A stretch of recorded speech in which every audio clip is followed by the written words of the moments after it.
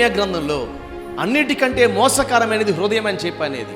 ఆ హృదయంలో నుండి దుర్గుణాలు బయటకు వస్తూ ఉన్నాయి. కోపం, అసూయ, అబద్ధాలు, విగ్రహారాధన, కాముకత్వం, ఎన్నో అనేక రకాలమైన చెడు గుణాలు ఈ హృదయంలో నుంచి బయటకు వచ్చి మనిషి జీవితాన్ని పాడు చేస్తున్న ఈ కాలంలో నా ప్రభు అంటాడు, పాపము రోగము కంటే భయంకరమైనది, కాబట్టి నీ హృదయాన్ని నేను భద్రంగా కాపాడతాను.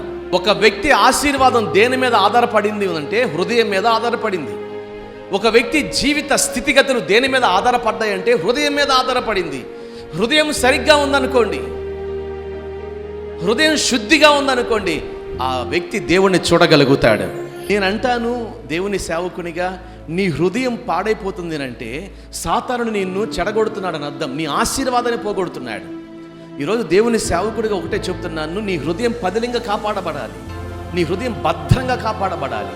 ప్రాముఖ్యమైనది దేవుని ప్రేమ మన హృదయంలో ఉండాలి. దేవుని ప్రేమ మన హృదయంలో ఉండాలి. కుల, మత, వర్ణ, వర్గ, ధనిక, దరిద్రత అనే భేదం అనేది ఎక్కడ హృదయంలో లేకుండా అందరూ సమానులు, అందరూ క్రీస్తు బిడ్డలు, అందరూ పరిశుద్ధులు అన్న ఆ క్రీస్తు ప్రేమ ఎవరిని హృదయంలో ఉందో దేవుని ఆశీర్వాదం వారి మీదకి దిగి వస్తుంది. గట్టిగా చెప్పాలి.